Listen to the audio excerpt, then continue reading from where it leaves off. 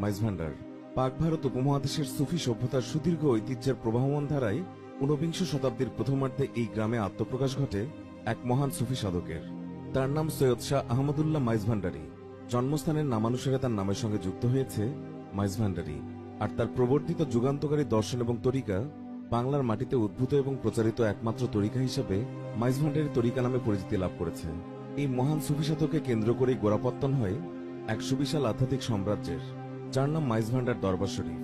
আমাদের আজকের এই ভিডিওতে জানাবো মাইজ ভান্ডার দরবার শরীফের আধ্যাত্ম শরাফতের প্রতিষ্ঠাতা গাউসুল আজম হযরত মাওলানা শাহ সুফি সৈয়দ আহমদুল্লাহ মাইজ ভান্ডারীর জীবনী এবং নানা রকম অজানা রহস্যময় তথ্য। একই সাথে মাইজ ভান্ডারী সম্পর্কে চাঞ্চল্যকর সব তথ্য জানতে এই ভিডিওটি দেখতে থাকুন শেষ পর্যন্ত। গাউসুল আজম হযরত মাওলানা শাহ সুফি সৈয়দ আহমদুল্লাহ মাইজ ভান্ডারীর পূর্বপুরুষ সৈয়দ হামিদুদ্দিন গৌরী 1575 সালে ইসলাম প্রচারের লক্ষ্যে চট্টগ্রামে এসেছিলেন। তিনি পটিয়া থানার কাঞ্চননগরে বসতি স্থাপন করেন। তার এক পুত্র সন্তান সৈয়দ আব্দুল কাদের রহমাতুল্লাহ আলাই ফটিকছড়ি থানার আজিমনগরে ইমামতির দায়িত্ব নিয়ে বসতি স্থাপন করেন।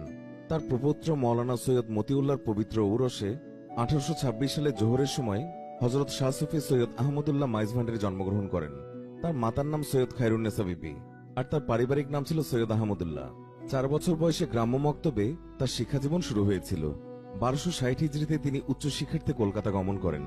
1268 হিজরিতে তিনি শিক্ষাজীবন শেষ করে হিজরি 1269 সালে ব্রিটিশ শাসনাধীন অবিভক্ত ভারতের যশোর অঞ্চলের বিচার বিভাগীয় কাজী পদে যোগদান করেন এবং একই সঙ্গে মুনসিফি অধ্যয়ন শুরু করেন। পরবর্তীতে 1270 হিজরিতে কাজী পদে ইস্তফা দিয়ে তিনি কলিকাতায় মুন্সি বোয়ালি মাদ্রাসার প্রধান মোদারেস হিসেবে যোগদান করেন। পরবর্তী সময়ে মুনসিফি পরীক্ষায়ও তিনি প্রথম স্থান অধিকার করেছিলেন।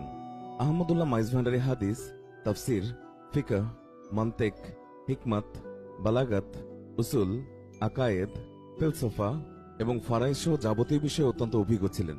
আরবি, উর্দু, বাংলা ভাষা ছাড়াও তিনি ফার্সি ভাষায় বিশেষ পারদর্শী ছিলেন। তৎকালীন সময় ওয়ারেজ এবং বক্তা হিসেবে তার নামডাক বিশেষভাবে ছড়িয়ে পড়ে। অল্প কিছুদিন পরে তিনি আধ্যাত্মিক জীবনযাপনে আত্মনিয়োগ করেন। তখন থেকে তিনি বাকি জীবন একজন সুফি সাধক হিসেবে অতিবাহিত করেন। বেলায়েত অর্জন। আহমদুল্লাহ হযরত বরপীর সৈয়দ আব্দুল কাদের জিলানী রহমাতুল্লাহ আলাইহির বংশধর এবং উক্ত তরিকার খেলাফতপ্রাপ্ত সৈয়দ আবু শাহমা মুহাম্মদ সালেহি আল কাদেরী লাহোরী রহমাতুল্লাহ আলাইহির নিকট থেকে বায়াত গ্রহণের মাধ্যমে বেলায়েত অর্জন করেন। পরবর্তীতে দেলওয়ার আলী পাকবাজ রহমাতুল্লাহ আলাইহির নিকট থেকে তিনি ইত্তেহাদি কুতুবিয়তের ক্ষমতা অর্জন করেন। দিনের বেলায় তিনি দ্বীনী শিক্ষাদান এবং রাতের বেলা ইবাদত এবং রেওয়াজের মাধ্যমে সময় কাটাতেন। এভাবে কঠোর সাধনার ফলে তিনি আধ্যাত্মিক জগতের সর্বোচ্চ বেলায়েত অর্জন করেছিলেন। আহমদুল্লাহ মাইজ ভান্ডারী তার জীবদ্দশায় তার সুফি তরিকার দীক্ষা সে সময় সমাজের মানুষের মাঝে ব্যাপকভাবে ছড়িয়ে দিতে বহু সুফি প্রতিনিধি বা খলিফা নিয়োগ করেন বলে জানা যায়। তার মাঝে 204 খলিফার নাম ইতিপূর্বেই বেশ কয়েকটি প্রিন্ট এবং ইলেকট্রনিক মিডিয়ায় প্রকাশিত হয়েছে। হযরত গাউসুল আজম মাইজ ভান্ডারী কলকাতা থেকে তার পীরের নির্দেশে 1857 সালে নিজ গ্রাম মাইজ ভান্ডারী ফিরে আসেন। কিছুদিনের মধ্যেই তার কামালিয়তের কথা চারিদিকে ছড়িয়ে পড়ে। ঐশী প্রেম পিপাসু সাধক এবং দোয়া প্রত্যাশী ফরিয়াদীদের ভিড়ে এই সাধকের পবিত্র বাসগৃহ বিশ্ব মানবতার এক কল্যাণের ধারক এবং এক উচ্চ মার্গীয় আধ্যাত্মিক দরবারে পরিণত হয়।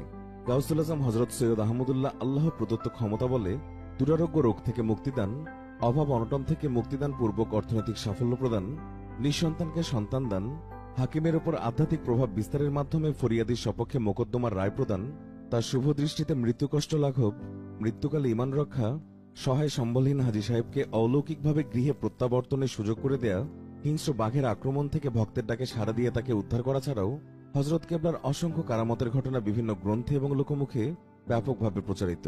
হাটহাজারী ওহাবী মাদ্রাসা সংক্রান্ত একটি কারামতের কথাও ওহাবীরা বিভিন্নভাবে উল্লেখ করে থাকেন।